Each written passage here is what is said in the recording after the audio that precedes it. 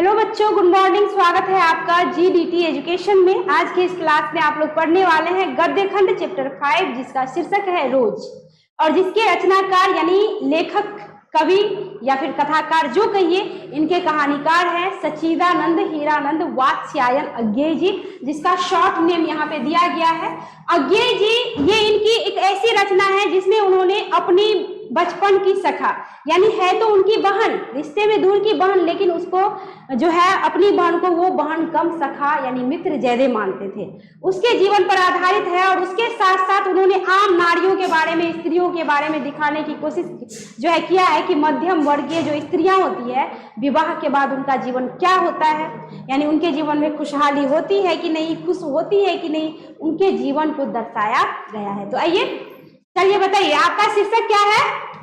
रोज। क्या है शीर्षक? रोज। और इसके रचनाकार कौन है? अज्ञेय, यानी सच्चिदानंद हीरानंद वात्स्यायन अज्ञेय। कहता है कि दोपहर में उस सूने आंगन में, आंगन कैसा है? सूना। कहते हैं पैर रखते ही मुझे ऐसा जान पड़ा मानो उस पर किसी सांप की छाया, यानी उसके घर पे किसी सांप की छाया हो, कहता है मंडरा रही हो। उसके वातावरण में कुछ ऐसा अकथ्य, यानी अकथ्य मतलब अनकही, अकथ्य अस्पृश्य, यानी जो छूने योग्य न हो। कहता है अस्पृश्य किंतु फिर भी बोझल और प्रकंपमय घना सा सन्नाटा फैल रहा था। आगे कहते हैं कि मेरी आहट सुनते ही मालती बाहर निकली, यानी अज्ञेय जी की जो बचपन की बहन थी, दोस्त थी, वो बाहर निकलती है। मुझे देखकर पहचान कर उसकी मुरझाई हुई मुख मुद्रा तनिक से मीठे विस्मय से जागी, यानी अपने लोगों को कोई देखेगा तो खुश होगा ना, बहुत वर्षों के बाद देखेगा तो जब वो देखती है तो थोड़ी सी मीठी विस्मय उसके चेहरे पर, उसके मुख मुद्रा पर दिखी। अब कहता है और फिर पूर्ववत हो गई, फिर जैसी थी मुरझाई सी वैसी की वैसी। कहता है उसने कहा कि आप आ जाओ, यानी मालती ने कहा कि आ जाओ, और बिना उत्तर की प्रतीक्षा किए भीतर की ओर चली। मतलब लेखक कुछ उत्तर देता वो भी नहीं सुनी, और बिना प्रतीक्षा किए ही वो भीतर की ओर चली गई। मैं भी उसके पीछे हो लिया। कौन पीछे हो लिए? लेखक पीछे हो लिए। कहते हैं कि भीतर पहुंचकर मैंने पूछा कि वे यहाँ नहीं है। वे मतलब कौन? पति। कहते हैं कि अभी आए नहीं, दफ्तर में है, थोड़ी देर में आ जाएंगे, कोई 1:30-2 बजे। कितना बजे?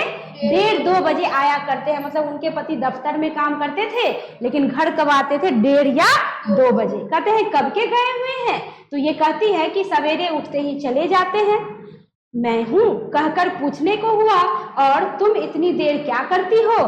पर फिर सोचा, आते ही एकाएक प्रश्न जो है ठीक नहीं। मैं कमरे के चारों ओर देखने लगा। कौन देखने लगे? लेखक देखने लगे कि चारों तरफ देखने लगे, कमरे की स्थिति, घर की स्थिति। कहते हैं मालती एक पंखा उठा लाई और मुझे हवा करने लगी। किसको? लेखक को हवा करने लगी। मैंने आपत्ति करते हुए कहा नहीं, मुझे नहीं चाहिए, पर वह नहीं मानी, बोली वाह, चाहिए कैसे नहीं, इतनी धूप में तो आए हो, यहाँ तो मतलब यहाँ तो पंखा भी नहीं है। फिर आगे कहता है, चलने दे पंखा, चलो रहने दे। आगे कहता है मैंने कहा अच्छा लाओ मुझे दे दो। किसने कहा अच्छा लाओ? लेखक ने कहा कि लाओ मुझे दे दो, यानी मैं पंखे खुद ही झेल लूंगा। वह शायद ना करने वाली थी, पर तभी दूसरे कमरे से शिशु के रोने की आवाज सुनकर उसने चुपचाप पंखा मुझे दे दिया, और घुटने पर हाथ टेक कर, मतलब ऐसे हाथ टेक के उठता है ना, तो थकी हुई सी करके उठी और भीतर चली गई।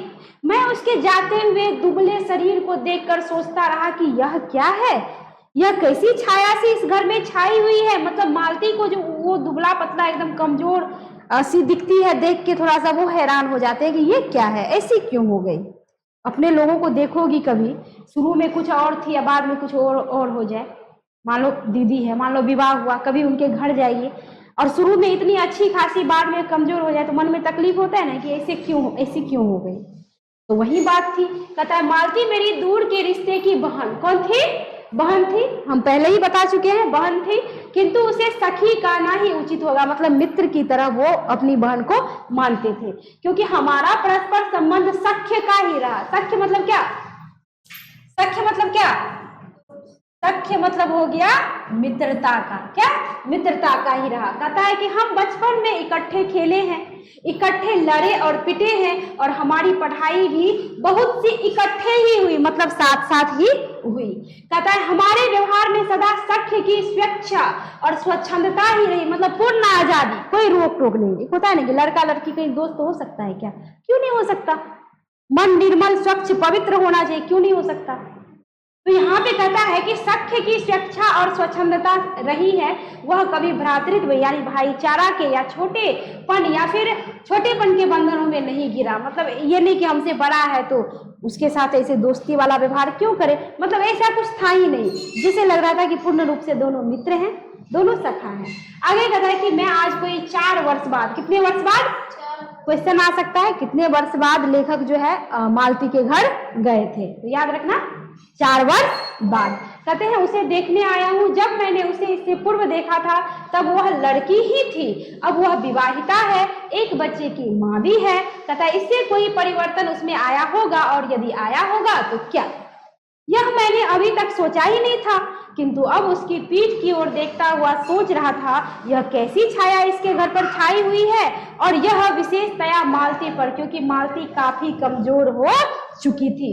आगे कहता है मालती बच्चे को लेकर लौट आई और फिर मुझसे कुछ दूर नीचे बिछी हुई दरी पर, किस पर, दरी पर बैठ गई। मैंने अपनी कुर्सी घुमाकर कुछ उसकी ओर उन्मुख होकर यानी थोड़ा सा मुड़कर पूछा कि इसका नाम क्या है। इसका नाम मतलब किसका नाम, बच्चे का नाम। मालती ने बच्चे की ओर देखते हुए उत्तर दिया, नाम तो कोई निश्चित नहीं है, वैसे टिट्टी कहते हैं। क्या कहते हैं, टिट्टी। प्रश्न आएगा मालती के बच्चे का नाम क्या था, तो क्या याद रखेंगे, टिट्टी। आगे कहता है कि मैंने उसे बुलाया, टिट्टी टिट्टी आजा, प्यार से बुलाया कि टिट्टी टिट्टी आजा, पर वह अपनी बड़ी बड़ी आंखों से मेरी ओर देखता हुआ अपनी माँ से चिपट गया। कोई बच्चा होता है ना, अनजान आदमी को देख के थोड़ा सा, कोई होता है चला जाता है, कोई बच्चा नहीं जाता है, तो बड़ी बड़ी आंखों से इसे करके घूर घूर के देख रहा था, फिर अपनी माँ से चिपट गया और रुआसा सा होकर कहने लगा मतलब बच्चा जैसे रोने लगता है। मालती ने फिर उसकी ओर एक नजर देखा और फिर आंगन की ओर देखने लगी। कौन देखने लगी, मालती। काफी देर मैं मौन रहा, थोड़ी देर तक वह मौन आकस्मिक ही था, कहता है जिसमें मैं प्रतीक्षा में था कि मालती कुछ पूछे। इतने दिनों के बाद मिले हैं तो कुछ तो पूछते, कम से कम कितने सालों बाद आए थे जी, तो कुछ तो पूछना चाहिए ना, हाल खबर कुछ भी नहीं पूछ रही थी, मतलब पता नहीं क्या हो गया था उसको। कहता है कि किंतु उसके बाद एकाएक मुझे ध्यान आया, कहते हैं कि उसके बाद किंतु जो है एकाएक मुझे ध्यान आया, यानी ध्यान हुआ कि मालती ने कोई बात ही नहीं की, यह भी नहीं पूछा कि मैं कैसा हूँ, कैसे आया हूँ, चुप बैठी है। क्या विवाह के 2 वर्ष में ही वह बीते दिन भूल गई। मने मन सोचने लगे कि हम जो बचपन में खेले कूदे पढ़े मारे पीटे मतलब सब भूल गई, कुछ याद नहीं रहा इसको। कहता है या अब मुझे दूर इस विशेष अंतर पर रखना चाहती है, क्योंकि वह निर्बाध स्वच्छंदता अब तो नहीं हो सकती, यानी जो स्वच्छंदता, जो फ्रीडम, जो आजादी बचपन में थी अब तो नहीं हो सकती, कहीं ऐसा तो नहीं है। कहता है कि पर फिर भी ऐसा मौन जैसा अजनबी से भी नहीं होना चाहिए। वो सोचते हैं कि ऐसा तो लोग अजनबियों के साथ भी नहीं करता है कि एक बार हाल खबर भी मेरा नहीं पूछी। आगे कहता है मैंने कुछ खिन्न सा होकर दूसरी ओर देखते हुए कहा, जान पड़ता है कि तुम्हें मेरे आने से विशेष प्रसन्नता नहीं हुई। अज्ञे जी कहते हैं उसने एकाएक चौंक कर कहा एकाएक चौंक कर वो कहती है कहता है कि यह प्रश्न सूचक है। कैसा था, प्रश्न सूचक, किंतु इसलिए नहीं कि मालती ने मेरी बात सुनी नहीं थी, केवल विस्मय के कारण, इसलिए मैंने अपनी बात दोहराई नहीं, चुप बैठा रहा। मालती कुछ बोली ही नहीं। तब थोड़ी देर बाद मैंने उसकी ओर देखा, वह मेरी ओर देख रही थी, किंतु मेरे उधर उन्मुख होते ही उसने आंखें नीची कर ली, मतलब गौर से लेखक को देख रही थी। मन में ऐसा थोड़े है कि कुछ नहीं होगा, लेकिन समय की जो मार होती है ना, बदलाव जो होती है ना विवाह के बाद, कईयों के जिंदगी में सारा हंसी छिन जाता है और कईयों को हंसी मिल जाता है। तो यहाँ पे कहता है कि वो देख रही थी लेखक को, लेकिन कुछ पूछ नहीं रही थी। अब कहता है वह मेरी ओर देख रही थी, जो ही लेखक उनकी ओर देखते हैं तो वो क्या करती है, पलट जाती है। फिर कहता है कि फिर भी मैंने देखा उन आंखों में विचित्र सा भाव था, मानो मालती के भीतर कुछ चेष्टा कर रहा हो, कुछ चेष्टा कर रही थी अंदर। आगे कहता है किसी बीती हुई बात को याद करने की, बिखरे हुए वायुमंडल को पुनः जगाकर गतिमान करने की, किसी टूटे हुए व्यवहार तंतु ठीक है, व्यवहार तंतु को पुनर्जीवित करने की और चेष्टा में सफल न हो रहा हो, वैसे जैसे बहुत देर से प्रयोग में न लाए हुए अंग को व्यक्ति एकाएक अगर उठाने लगे और पाए कि वह उठता ही नहीं, बैठे रहो और बहुत देर तक बैठे रहो, अचानक खड़ा हो तो उठ पाता है, लोग शरीर में दर्द होने लगता है। तो कहता है कि चीर विस्मृति यानी एकदम पुरानी विस्मृति, कहता है मैं मानो मर गया, कहता है चीर विस्मृति में मानो मर गया है, कहता है उसने क्षीण बल यानी उसमें कोई ऊर्जा था ही नहीं। आगे कहता है कि से यद्यपि वह सारा प्राप्य बल है उठ नहीं सकता, मुझे ऐसा जान पड़ा मानो किसी जीवित प्राणी के गले में किसी मृत जंतु का तौक क्या कर दिया हो, डाल दिया हो, जिसको हौसली कहते हैं। कहता है कि डाल दिया गया हो, वह उसे उतार कर फेंकना चाहे पर उतार भी ना पाए, कि गले में ऐसा हार पहन लिए हैं, पहने हैं फिर भी भारी लग रहा है, फेंक भी नहीं सकते, यानी न पहनने में सुख और न फेंकने में सुख। कहता है शादी का लड्डू खाओ भी तो भी पछताओ और नहीं खाओ तो भी पछताओ, तो वही वाली बात थी, जो खाए वो भी पछता है, जो नहीं खाए वो भी पछता है। तो कहता है तब किसी ने किवाड़ खटखटाए, मैंने मालती की ओर देखा पर वह हिली नहीं, जब किवाड़ दूसरी बार खटखटाए गए तब शिशु को अलग करके उठी और किवाड़ खोलने लगी। बताओ, जैसे एकदम मरसी गई थी। कहता है कि वे यानी मालती के पति आए, मैंने उन्हें पहली बार देखा था, यद्यपि फोटो से उन्हें पहचानना था। परिचय हुआ, मालती खाना तैयार करने आंगन में चली गई और हम दोनों भीतर बैठकर बातचीत करने लगे, उनकी नौकरी के बारे में, उनके जीवन के बारे में, ठीक है, उस स्थान के बारे में और ऐसे अन्य विषयों के बारे में जो पहले परिचय पर हुआ उठा करते हैं। पहली बार आप किसी से मिलोगे तो हाल समाचार, बिजनेस, व्यापार यही पूछोगे ना। तो कहता है कि एक तरह का स्वरक्षात्मक कवच बनकर जो है, मतलब कहता है स्वरक्षात्मक कवच बनकर। अब आगे कहता है कि मालती के पति का नाम है महेश्वर। क्या नाम है? महेश्वर। कहता है वह एक पहाड़ी गांव में सरकारी डिस्पेंसरी के डॉक्टर हैं और कहता है उसी हैसियत से इन क्वार्टरों में रहते हैं। प्रातः काल 7 बजे, कितना बजे? 7 बजे डिस्पेंसरी चले जाते हैं और 1:30 या 2 बजे जो है वह घर लौट के आते हैं। कितने बजे? 1:30 या 2 बजे।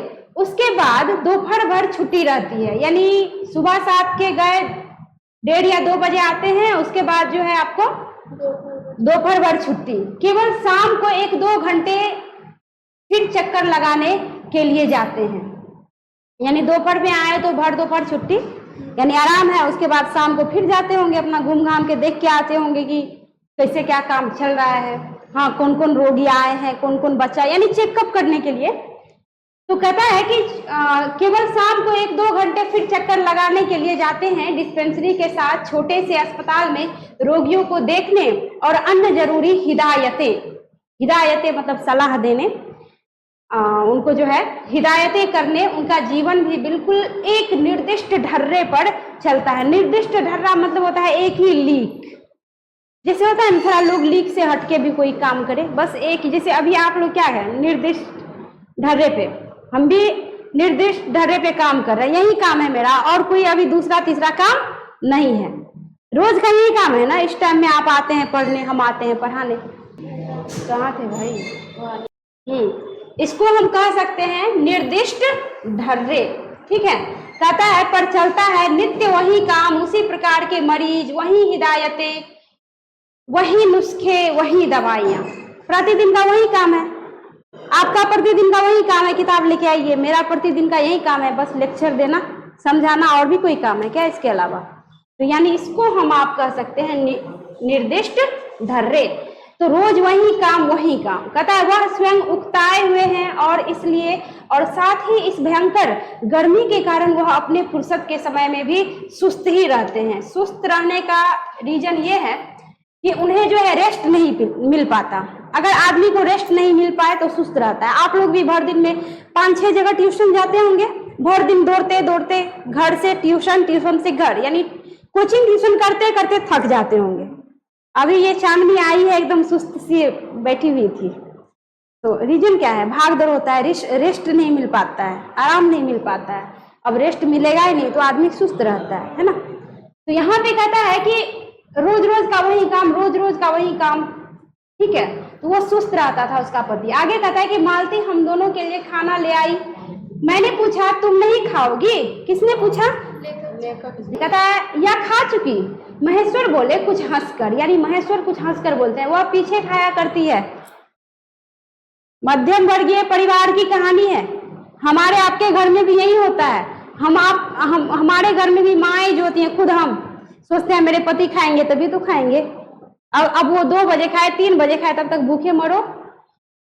होता क्या है ना कि खाने के लिए खा भी लेंगे पर अच्छा नहीं लगता, आदत सी पड़ जाती है। क्या होता है कि घर के गार्जियन अभी तक भूखे हैं, हम कैसे खा लें, ये हो जाता है मन में कि वो खा लेंगे तो थोड़ा सा हम भी शांति से खा लें, यानी अच्छा नहीं लगता है मन में। हम भारतीय नारियों की यही पहचान है। यानी इसका मतलब ये नहीं हुआ कि कुछ, इसका मतलब हुआ सम्मान देना अपने पति का, अपने बच्चों का, या अपने बड़ों का। घर में ससुर हो, जेठ हो या सास हो तो पहले उनको खिलाने का मतलब उनको सम्मान देना।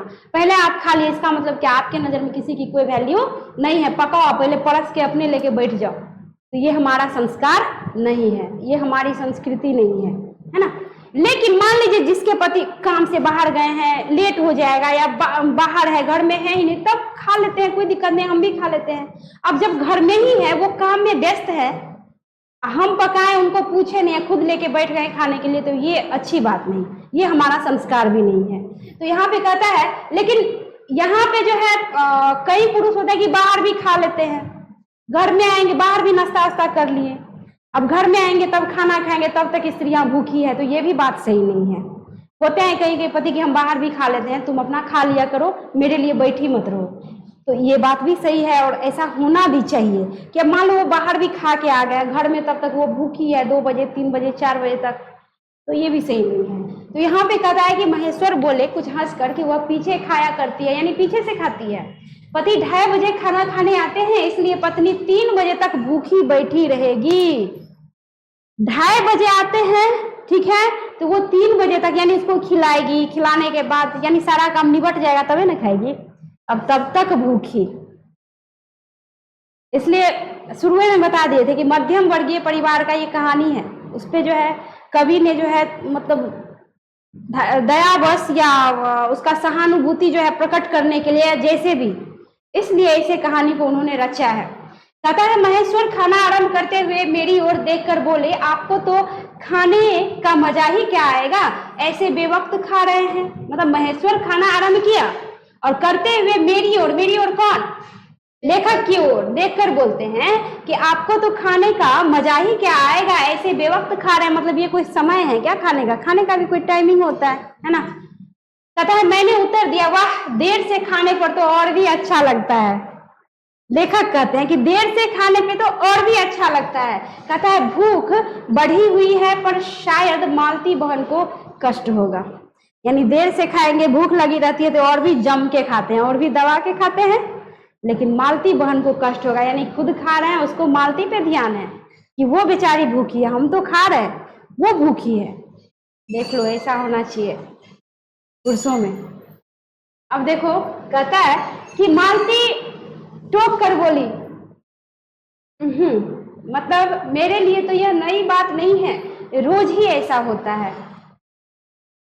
यानी चिरी चिरी थी वो भी इस ढर्रे से, इस जो है निर्दिष्ट ढर्रे से, उसको भी बुरा लगता था अंदर अंदर, पर करे तो करे क्या, कोई रास्ता भी नहीं था।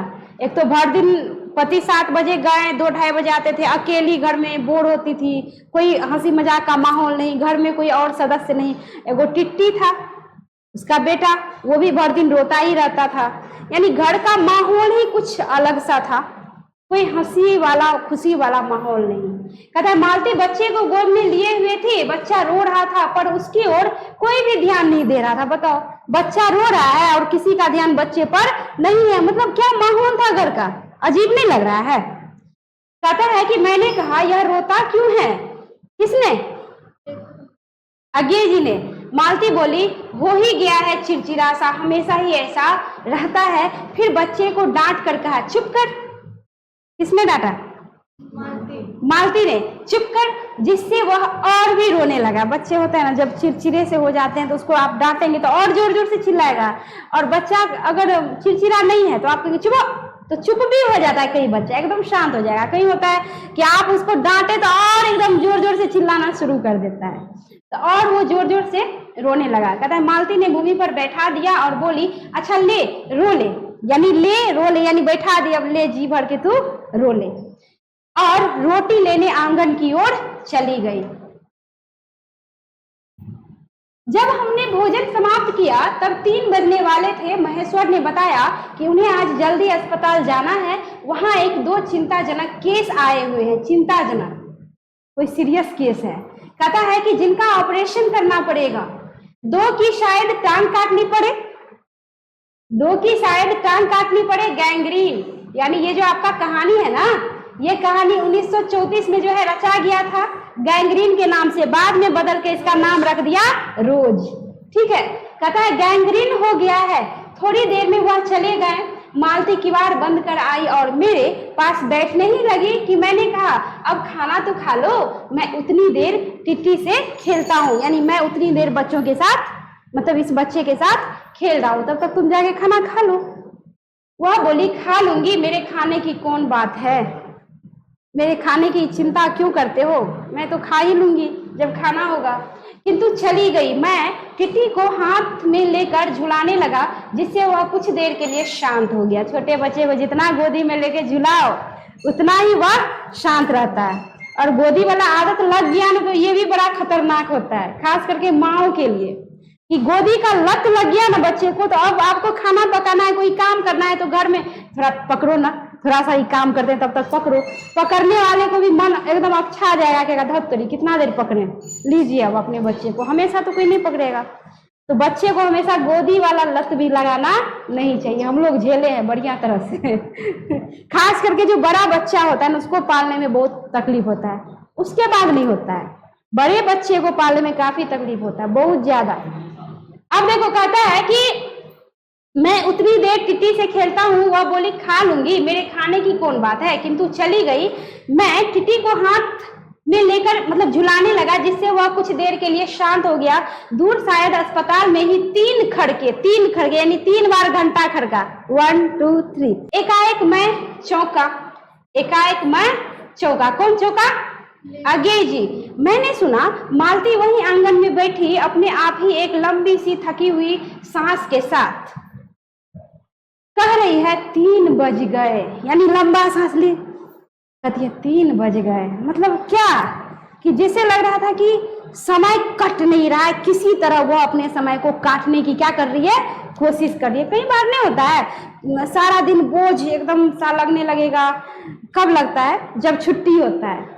हम लोग को खास करके छुट्टी नहीं होगी तो परेशान हो जाते हैं कि कभी छुट्टी भी नहीं होता है कि रेस्ट करें, और छुट्टी हो जाती है तो सारा दिन कैसे कटता है बता नहीं सकते हैं, पहाड़ सा हो जाता है सारा दिन, मतलब अच्छा नहीं लगता है। आदत पड़ी है ना बच्चों के साथ समय काटने का, पढ़ाते हैं तो टाइम बीतता रहता है, मतलब जैसे लगेगा पहाड़ हो गया, दिन नहीं कटता है, परेशान हो जाते हैं। इतने को घर में दौड़ के यहाँ से वहां, वहां से वहां, छत से नीचे, नीचे से छत, इतने करने में परेशान हो जाते हैं।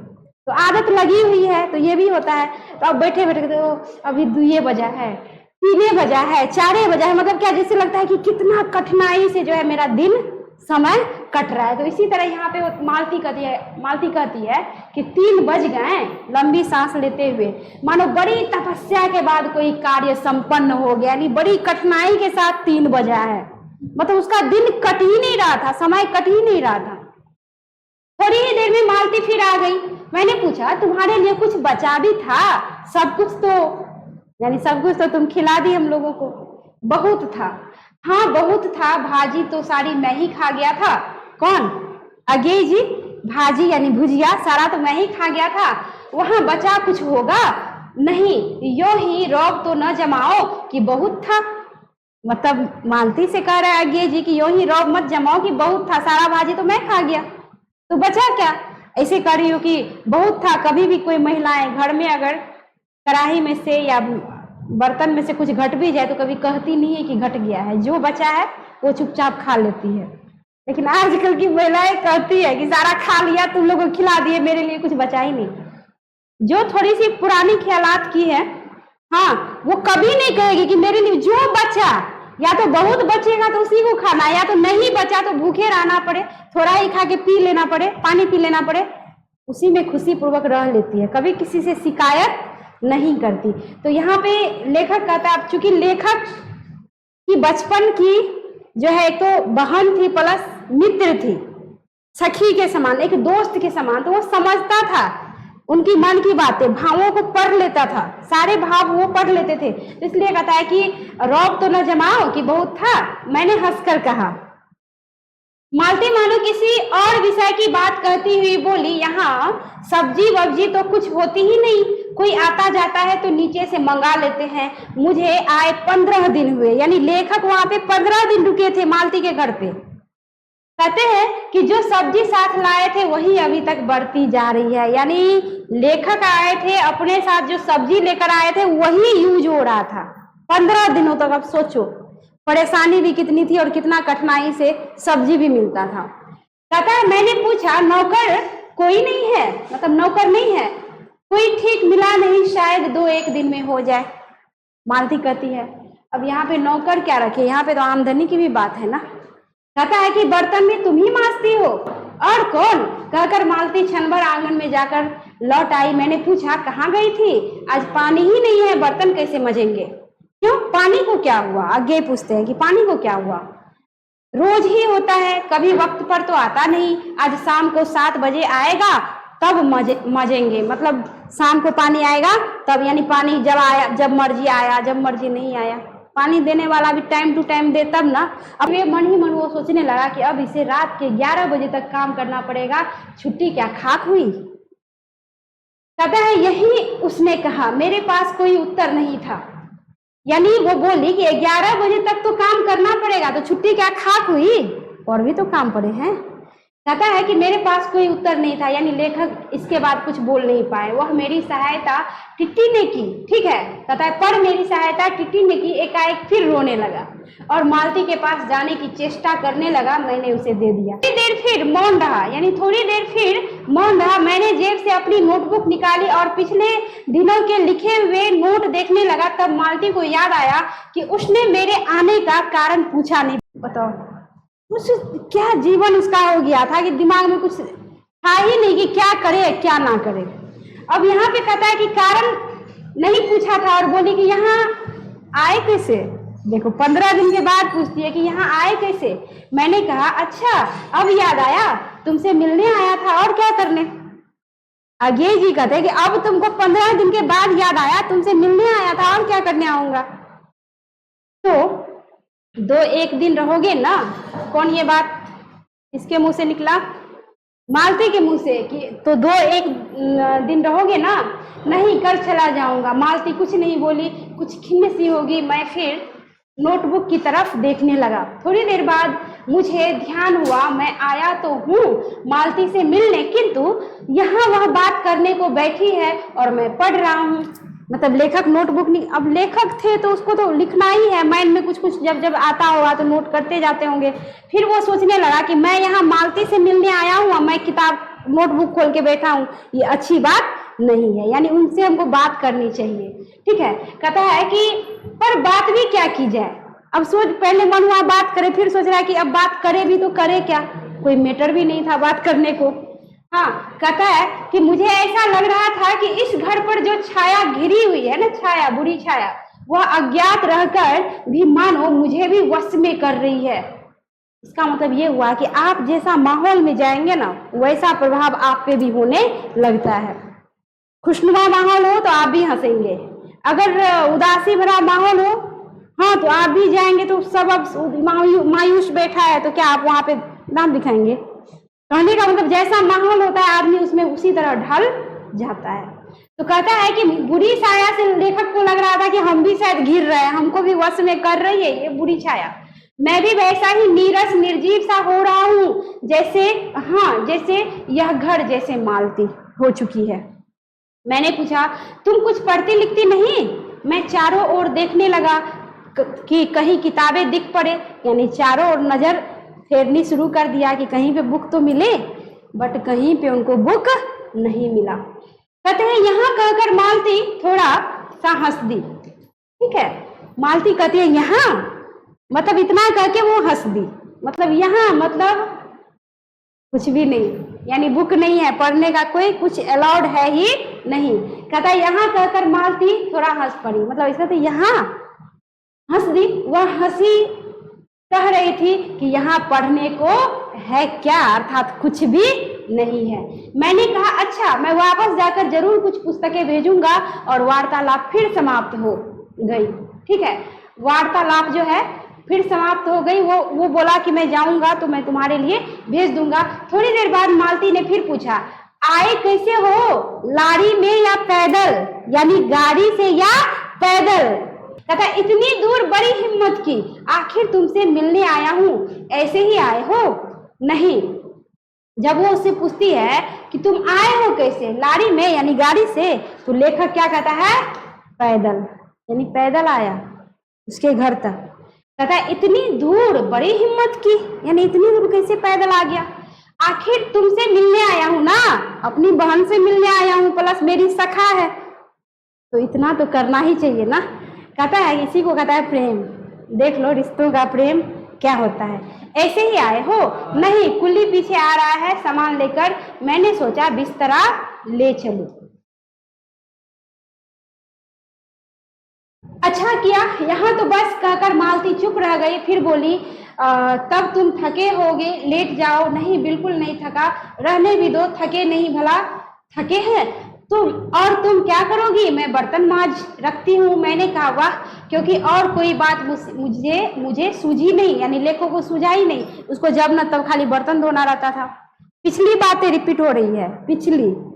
कहता है कि थोड़ी देर में मालती उठी और चली गई, टिट्टी को साथ लेकर। तब मैं भी लेट गया और छत की ओर देखने लगा। मेरे विचारों के साथ आंगन से आती हुई बर्तनों के घिसने की खन खन ध्वनि मिलकर एक विचित्र एक स्वर उत्पन्न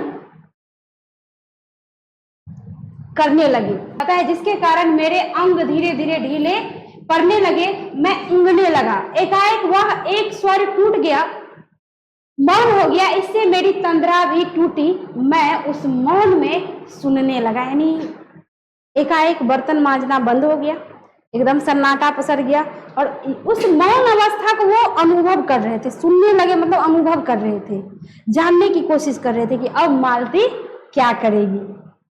यानी सारा दिन तो किसी किसी तरह वो काटती है, घंटा घंटा पे कहती है कि अब इतना 1 बज गए, 2 बज गए, 3 बज गए, बर्तन मांजती है। पानी आया तो बर्तन मजेंगे, नहीं आया तो नहीं मजेंगे। इस तरह दिन कटता है उसका। वो उस मौन को सुनने लगा। 4 खड़क रहे थे, यानी 4 बजा, 4 का घंटा, 4 खड़क रहे थे, और इसी का पहला घंटा सुनकर मालती रुक गई थी। यानी घंटा बजा, मालती रुक गई। वह 3 बजे वाली बात मैंने फिर देखी कि अब की बार और उग्र रूप में, यानी फिर कहती है कि 4 बज गए। कहता है मैंने सुना मालती एक बिल्कुल अनैच्छिक, यानी इच्छा नहीं, अनुभूति विहीन, यानी कोई अनुभूति नहीं, नीरस, यंत्रवत, यानी मशीन की तरह, वह भी थके हुए यंत्र से स्वर में कह रही है कि 4 बज गए, 4 बज गए। मानो इस अनैच्छिक समय गिनने में ही उसका मशीन तुल्य जीवन बीतता हो, वैसे ही जैसे मोटर का स्पीडोमीटर यंत्रवत फासला नापता जाता है। जैसे आप गाड़ी चलाते हैं तो यंत्रवत फासला नापता जाता है, आप देखते रहते हैं, बाइक चलाते हैं या कार चलाते हैं तो देखते हैं ना, उस पर स्पीडोमीटर बताता रहता है ना आपको कि कितनी दूरी तय हुई है। तो उसी तरह जैसे मालती लग रहा था कि घंटा घंटा जो है अपना समय क्या कर रही है, काटने की कोशिश कर रही है। यंत्रवत विश्रांत स्वर में कहता है किससे, कि मैंने अपने अमित शून्य पथ का इतना अंत तय कर लिया, न जाने कब कैसे मुझे नींद आ गई। यानी लेखक सोचते सोचते लेखक को क्या आ गया, नींद आ गया। तब 6 कभी के बज चुके थे जब किसी के आने की आहट से मेरी नींद खुली और मैंने देखा कि महेश्वर लौट आए और उनके साथ ही बिस्तर लिए हुए मेरा कुली। मैं मुंह धोने को पानी मांगने को ही था कि मुझे याद आया कि पानी नहीं होगी। मैंने हाथों से मुंह पोंछते पोंछते महेश्वर से पूछा, आपने बड़ी देर की? उन्होंने किंचित गलानी भरे स्वर में कहा, यानी कोई उसको मतलब किंचित गलानी मतलब कोई गलानी नहीं थी, थोड़ी सी गलानी, यानी कोई उनको अफसोस कुछ नहीं था कि घर में गेस्ट आया है, बीवी भी घर में भूखी होगी, थोड़ा वो भी सोचते हैं। एक होता है ना कि आजकल के लोग बस काम कमाने के पीछे तो लग गए, काम में तो व्यस्त है, बट रिश्ता क्या हो रहा है, कमजोर हो रहा है। इस कहानी का पूरा भाव क्या है, अभी तक जो आप पढ़े तो क्या समझ में आ रहा है? कि लोग मशीन की तरह कमाने में तो लग गया है, पैसा नोट छापने में लग गया है, लेकिन उसका खुद का गृहस्थ जीवन कैसे कटेगा ये ध्यान मनुष्यों को रहा नहीं। जबकि जीने के लिए रुपया चाहिए, तो जीने के लिए अच्छा जीवन का होना भी क्या है, जरूरी है। खुशमय जीवन, खुशमय घर का रहना भी जरूरी है। तो यहाँ पे कहता है कि किंचित गलानी भरे स्वर में कहा, हाँ आज वह गैंग्रीन का ऑपरेशन करना ही पड़ा, एक कर आया हूँ, दूसरे को एम्बुलेंस में बड़े अस्पताल भिजवा दिया है। मैंने पूछा गैंग्रीन कैसे हो गया? एक कांटा चुभा था, उसी से हो गया। बड़े लापरवाह लोग होते हैं यहाँ के। मैंने पूछा यहाँ आपको केस अच्छे मिल जाते हैं? कहता आय के लिहाज से नहीं, यानी आमदनी के लिहाज से नहीं। कहता डॉक्टरी के अभ्यास के लिए, यानी अभ्यास कर रहा था, आमदनी से उसको नहीं है मतलब, जो आ गया सो आ गया। कहता है बोले हाँ मिल ही जाते हैं, यही गैंग्रीन हर दूसरे चौथे दिन एक केस आ जाता है। नीचे बड़े अस्पताल में भी मालती आंगन से ही सुन रही थी, यानी वो दोनों की बातें सुन रही थी, अब आ गई और बोली, यानी अब दोनों की बातें सुनते सुनते वहां पे गई और बोली, हाँ केस बनाते देर क्या लगती है, कांटा चुभा था, इस पर टांग काटनी पड़े। यह भी कोई डॉक्टरी है? हर दूसरे दिन किसी की बाह काट आते हैं, इसी का नाम है अच्छा अभ्यास। यानी पत्नी जो है टोंट कसती है उस पे, ठीक है, वो टोंट कसती है क्या, कि इसी को कहते हैं अच्छा अभ्यास, कि कभी गए हाथ काटा है, कभी गए पैर काटा है, यही डॉक्टरी का अच्छा अभ्यास है। न काटे तो उसकी जान गवाएं, यानी काटेंगे नहीं तो क्या उसको मार डालें? हाँ पहले तो दुनिया में काटे ही नहीं होते होंगे, आजकल ही काटे हैं। आज तक तो नहीं सुना था कि कांटों के चुभने से मर जाते हैं कोई, पहले भी तो कांटा चुभता था। आज डॉक्टरी है तो हाथ काट दो, पैर काट दो, फटाक से हाथ काट दिया नहीं तो कैंसर हो जाएगा, पैर काट दिया नहीं तो सड़न हो जाएगी, उसको काट के हटाओ। पहले भी तो कांटे चुभते होंगे, तो पहले के लोग आयुर्वेदिक औषधि का क्या करते थे, इस्तेमाल करते थे कांटा निकाल कर। अब उतनी नॉलेज ही नहीं है लोगों को, उतना अध्ययन करने कौन जाए। वो ऋषि मुनियों का युग था जो एक एक पत्तों को, एक एक पौधों को देख के समझ जाते थे, कि वो अध्ययन करते थे, निरीक्षण परीक्षण करते थे कि किसको, किस पौधे से, किस पत्ते से, किससे जो है कौन सी औषधि बनेगी, और उसी के अर्थ से आजकल का दवाई तैयार किया जाता है। मॉडर्न युग है। कहता है कि हाँ पहले तो दुनिया में कांटे ही नहीं होते होंगे, आज तक तो नहीं सुना था कि कांटों के चुभने से आदमी मर जाते हैं। महेश्वर ने उत्तर नहीं दिया, उसके पास कुछ जवाब देने के लिए था ही नहीं, मुस्कुरा दिए। मालती मेरी ओर देखकर बोली, ऐसे ही होते हैं डॉक्टर, सरकारी अस्पताल है ना, क्या परवाह है, मैं तो रोज ही ऐसे बातें सुनती हूँ, मैं तो रोज ही ऐसी बातें सुनती हूँ। अब कोई मर मुर जाए तो ख्याल ही नहीं होता, सरकारी अस्पताल है ना, मर मुर जाए तो क्या फर्क पड़ता है। कहता है कि ख्याल ही नहीं होता, पहले तो रात रात भर नींद नहीं आया करती थी। उनकी पत्नी जो सुनती थी कि आज पैर काट के आए हैं, कल हाथ काट के, तो उसको नींद नहीं होता था, सोचते सोचते बेचारी परेशान हो जाती थी कि कैसे हाथ पैर को काट देते हैं। तभी आंगन में खुले हुए नल ने कहा tip tip tip tip tip tip, यानी पानी आ गया, पानी आने का संकेत। मालती ने कहा पानी, यानी पानी आ गया, और उठकर चली गई। खनखनाहट से हमने जाना कि बर्तन धोए जाने लगे, यानी मालती गई और बर्तन धोने लगी। टिट्टी महेश्वर की टांगों के सहारे खड़ा मेरी ओर देख रहा था। किसकी ओर? लेखक की ओर। अब एकाएक उन्हें छोड़कर मालती की ओर खिसकता हुआ चला। महेश्वर ने कहा उधर मत जा, और उसे गोद में उठा लिया। वह मचलने लगा और चिल्ला चिल्लाकर रोने लगा। पता है ना कि कभी ऐसा मन हो जाता है बच्चे का कि हम बस माँ के पास ही रहे, तो चाहे कितना भी आप दुलार मलार प्यार करो, वो आपके पास नहीं रहेगा। तो कहता है कि चिल्लाकर रोने लगा। महेश्वर बोले अब रो रो कर सो जाएगा तभी घर में चैन होगी। मैंने पूछा आप लोग भीतर ही सोते हैं? गर्मी तो बहुत होती है, होने को तो मच्छर भी बहुत होते हैं, पर यहाँ लोहे के पलंग उठाकर बाहर कौन ले जाए। अब के नीचे जाएंगे तो चारपाइयां ले आएंगे। फिर कुछ रुक कर बोले आज तो बाहर ही सोएंगे, आपके आने का इतना लाभ होगा, यानी आप आए तो कम से कम इतना लाभ हुआ कि हम बाहर सोएंगे। कौन? महेश्वर। कहता टिट्टी अभी तक रोता ही जा रहा था। महेश्वर ने उसे एक पलंग पर बैठा दिया और पलंग बाहर खींचने लगे। मैंने कहा मैं मदद करता हूँ। किसने कहा? लेखक ने, और दूसरी ओर से पलंग उठाकर निकलवा दिए। अब हम तीनों, महेश्वर, टिट्टी और मैं, दो पलंगों पर बैठ गए और वार्तालाप के लिए उपयुक्त विषय न पाकर उस कमी को छुपाने के लिए टिट्टी से खेलने लगे। यानी लेखक अब बातचीत करने को कोई जो है मुद्दा भी तो हो, कोई विषय भी तो हो, तो वो खेलने लगे। बाहर आकर वह कुछ चुप हो गया था, किंतु बीच बीच में जैसे एकाएक कोई भूला हुआ कर्तव्य याद करके रो उठता था, फिर एकदम चुप हो जाता था, यानी जोर से रोने लगा, फिर एकाएक चुप। और कभी कभी हम हंस पड़ते थे या महेश्वर उसके बारे में कुछ बात कह देते थे। किसके बारे में? कहता मालती बर्तन धो चुकी थी जब वह उन्हें लेकर आंगन के एक और रसोई के छप्पर की ओर चली, तब महेश्वर ने कहा, थोड़े से आम लाया हूं, वह भी धो लेना। कहाँ है? अंगीठी पर रखे हैं, कागज में लिपटे हुए हैं। मालती ने भीतर जाकर आम उठाया और अपने आंचल में डाल लिए। जिस कागज में वे लिपटे हुए थे वह किसी पुराने अखबार का टुकड़ा था। मालती चलती चलती संध्या के उस क्षीण प्रकाश में, यानी थोड़ी सी प्रकाश थी, में उसी को पढ़ती जा रही थी। किसको? उस अखबार को, पेपर को। वह नल के पास जाकर खड़ी उसे पढ़ती रही। जब दोनों ओर पढ़ चुकी तब एक लंबी सांस लेकर उसे फेंक कर आम धोने लगी। सोचने वाली बात है, लाइफ देखो कैसा हो जाता है शादी के बाद।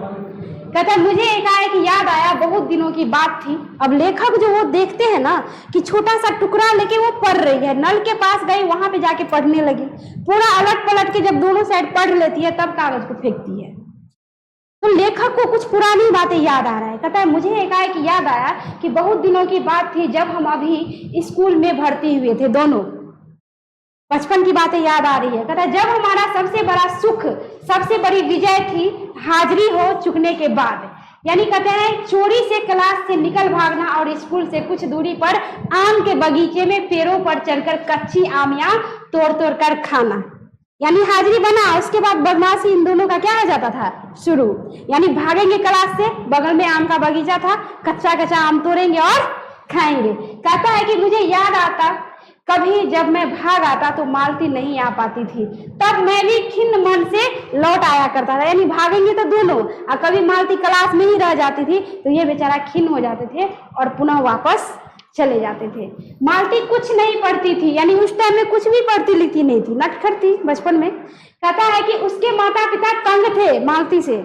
देखो जो इतनी शांत स्वभाव की लड़की, सोच सकती हो कि यहाँ पे कहता है माता पिता उससे तंग थे। अब सोचो कितनी नटखट होगी।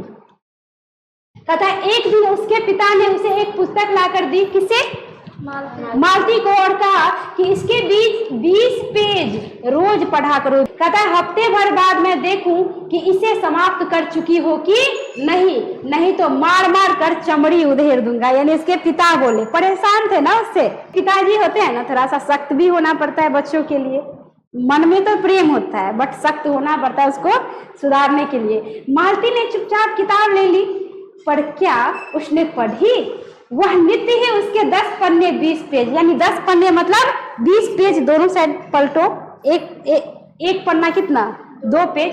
तो कहता है कि 10 पन्ने 20 पेज रोज फाड़ कर फेंक देती। देखो कितनी नटखट थी। रोज 10 पन्ने यानी 20 पेज फाड़ फाड़ के क्या करती थी? फेंक देती थी। अपने खेल में किसी भांति फर्क न पड़ने, यानी उसको खेल जरूरी था, पढ़ाई नहीं। कहता है कि जब 8वें दिन उसके पिता ने पूछा कि किताब समाप्त कर ले, तो उत्तर दिया हाँ कर ली। पिता ने कहा लाओ मैं प्रश्न पूछूंगा, यानी पढ़ ली तो अब मैं प्रश्न पूछूंगा, सारांश तुमको कितना समझ में आया, है ना? तो चुप खड़ी रही।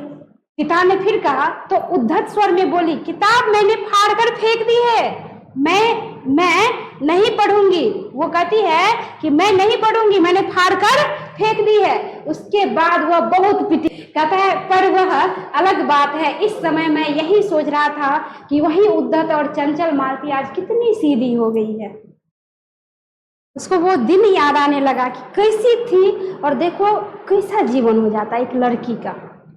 सच में अभी तुम लोग का ये जीवन है, बाद में भगवान ना करे, हम तो चाहते हैं कि सबका जैसी हो वैसी ही रहना, बट सही में शादी के बाद जीवन सबका एक जैसा नहीं रहता, एकदम सा बदल जाता है।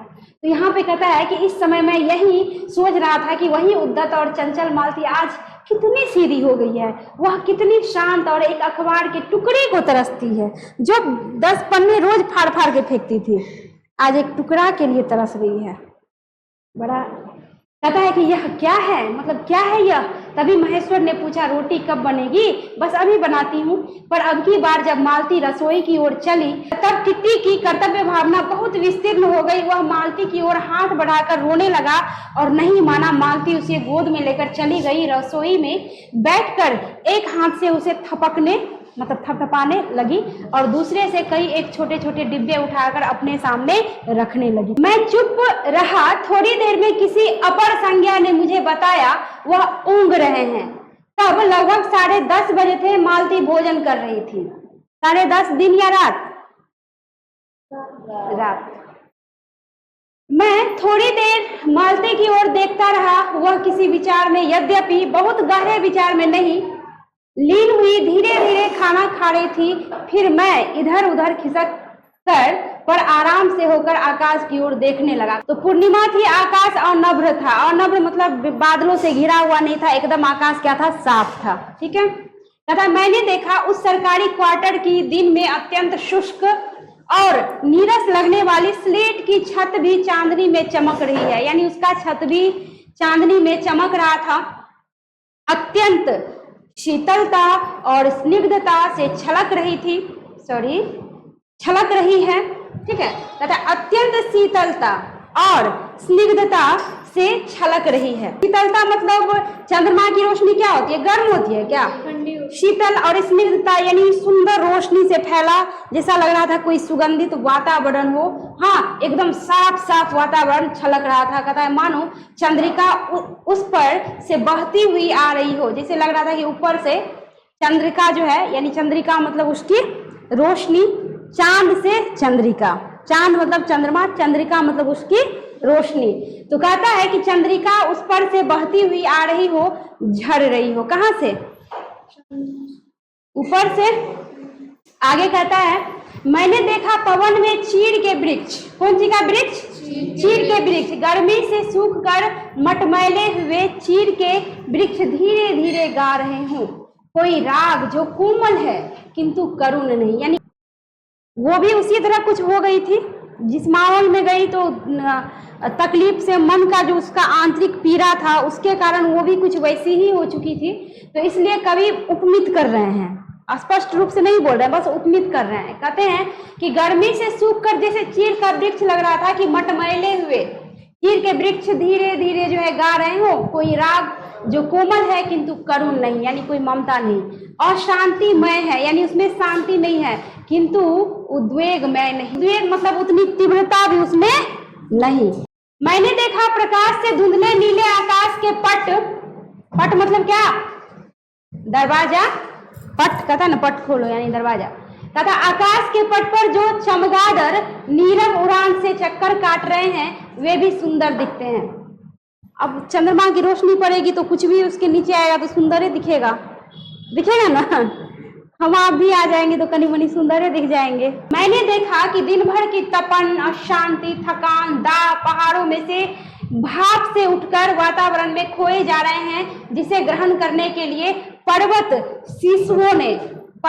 शिशुओं ने अपनी चीड़ वृक्ष रूपी भुजाएं और बढ़ा रखी है। आगे कहता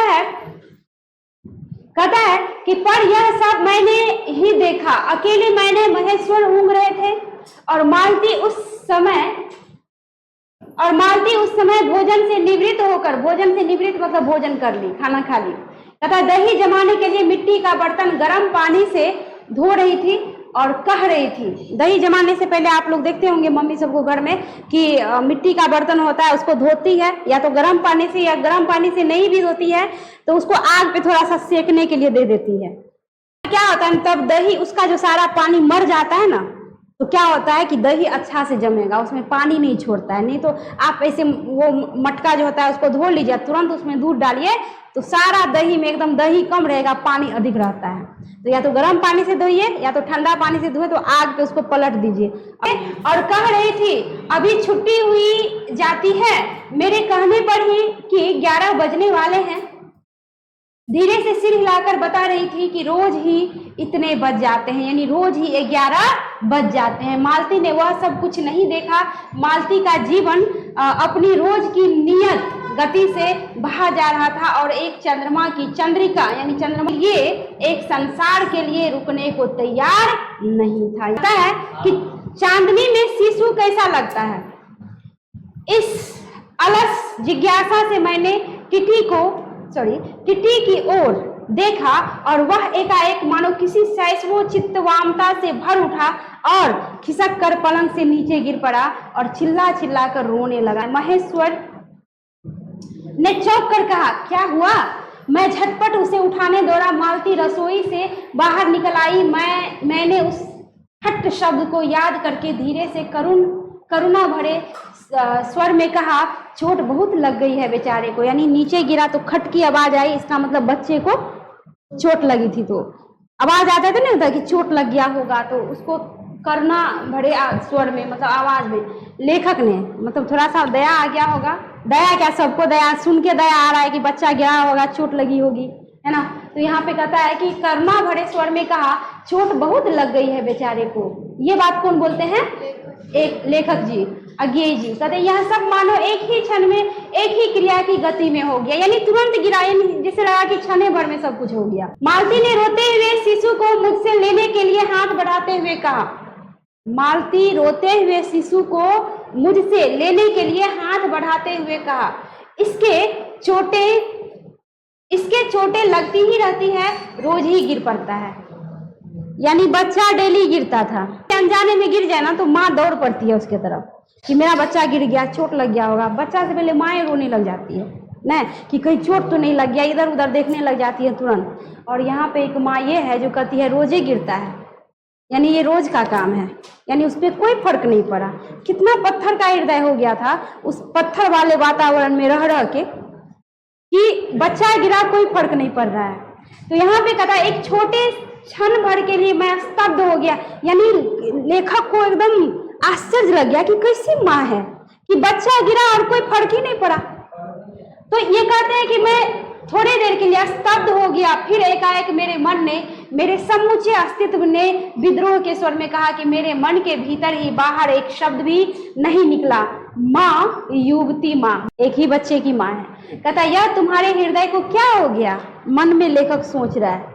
कहते हैं जो तुम अपने एकमात्र बच्चे के गिरने पर ऐसी बात कह सकती हो, और यह अभी जब तुम्हारा सारा जीवन तुम्हारे आगे है, अभी तो सारा जीवन आगे है, एक ही बच्चा है और कहती है कि रोज ही इसे गिरता है, मतलब कोई फर्क नहीं पड़ा। यानी हृदय पत्थर का हो चुका था। अक्सर देखते होंगे आप लोग, ये पत्थर का हृदय सच में हो जाता है। जो व्यक्ति अधिक कष्ट झेलता है ना, चाहे शारीरिक रूप से या मानसिक रूप से, धीरे धीरे उसका मन वैसा हो जाता है। यानी उसके आंख से आंसू नहीं निकलेंगे, दर्द उन्हें भी होता है, ऐसी बात नहीं है, लेकिन उसको कोई फर्क नहीं पड़ता है कि आगे क्या हो रहा है, नहीं हो रहा है। नहीं, हृदय धीरे धीरे उसका पत्थर सा हो जाता है, सहते सहते। और हम आप मान लीजिए कभी कुछ नहीं सहे, सामने में कोई ऐसी घटना हो जाए तो देखा नहीं जाता, देखा जाता है क्या? तो यहाँ पे कहता है कि और तब एकाएक मैंने जाना कि वह भावना मिथ्या नहीं है, यानी झूठ नहीं है। मैंने देखा कि सचमुच उस कुटुंब में कोई गहरी भयंकर छाया घर कर गई है। यानी उस कुटुंब मतलब ये जो मेरी सखा है, यानी मेरी बहन है और उसका पति है, उसके घर पे सचमुच कोई बुरी छाया है। जो वो लोग मानव से किस तरह की, किस प्रवृत्ति वाली सोच के जो है हो गए हैं। तो कहता है उनके जीवन के इस पहले ही यौवन में, यौवन मतलब क्या, इस जवानी अवस्था में भी, बुढ़े तो नहीं हो गए थे दोनों पति पत्नी, एक ही बच्चा हुआ था। तो कहता है कि यौवन में घून की तरह लग गई है, यानी इसके जवानी में जैसे लगता है कि घून लग गया। जैसे कोई लकड़ी में घून लग जाए तो धीरे धीरे लकड़ी को क्या कर देता है, समाप्त। तो उसी तरह मनुष्य के शरीर में भी घून लगता है। आप कहेंगे कैसे? कोई चिंता वाली, चिंता रूपी घून, कोई टेंशन, हाँ, या कोई ऐसा कष्ट या कोई ऐसा पीड़ा, ये भी मनुष्यों में एक घून की तरह होता है जो मनुष्य को अंदर अंदर खाता रहता है। और एक दिन मनुष्य की क्या हो जाती है, मृत्यु। सोचते सोचते उसका शरीर, दिमाग, दिल सब कुछ कमजोर सा पड़ जाता है और उसको जीना चाहिए था 80 साल 100 साल, तो वो 50 साल में, 40 साल में टपक जाता है, यानी आधे उम्र से पहले ही खत्म। तो इसलिए कहता है लोगों को ज्यादा चिंता भी नहीं करनी चाहिए। तो यहाँ पे कहता है कि घून की तरह लग गई है, उसका इतना अभिन्न अंग हो गई है कि वे उसे पहचानते ही नहीं। कहता है उसी की परिधि में, परिधि समझते हो ना, कहता है उसी की परिधि में घिरे हुए चले जा रहे हैं। इतना ही नहीं, मैंने उस छाया को देख भी लिया। तो कहता है इतनी देर में पूर्ववत शांति हो गई थी, महेश्वर फिर लेट कर ऊँघ रहे थे, यानी वो झपकी ले रहे थे। कहता है किट्टी मालती के लेटे हुए शरीर से चिपक कर चुप हो गया था। यद्यपि कभी एक आध सिसकी उसके छोटे से शरीर को हिला देती थी, छोटे से शरीर को हिला देती थी। सिसकी जो मारता है, सिसकी मतलब काफी रोने के बाद आदमी को क्या होने लगता है, हिचकी आ जाता है ना, सिसकी, सिसकने लगता है, तो हिला देता था। मैं भी अनुभव करने लगा था कि बिस्तर अच्छा सा लग रहा है। मालती चुपचाप आकाश में देख रही थी, किंतु क्या चंद्रिका को या तारों को। अभी 11 का घंटा बजा। मैंने अपनी भारी हो रही पलकें उठाकर, यानी लेखक को भी नींद आ रही थी, कहता है पलकें उठाकर अकस्मात यानी अचानक किसी अस्पष्ट प्रतीक्षा में, ठीक है, अस्पष्ट प्रतीक्षा में मालती की ओर देखा। यानी इसलिए देखा कि फिर वो कहेगी कि इतने बज गए, क्योंकि उसका तो एक एक घंटा जैसे कितना एकदम कठिनाई से कटता था, तो वो मालती की ओर देखने लगेगी, फिर वो लंबा सांस लेगी और कहेगी कि इतने बज गए। तो मालती की ओर देखा। 11 के पहले घंटे की खड़कन के साथ ही मालती की छाती एकाएक फपोले की भांति उठी और धीरे धीरे बैठने लगी। ध्वनि के कंपन के साथ ही मूक हो जाने वाली आवाज में उसने कहा 11 बज गए। यानी घंटा घंटा घंटा घंटा वो गिनती जाती थी कि इतना बज गया, इतना बज गया, यानी आज इतना समय कट गया।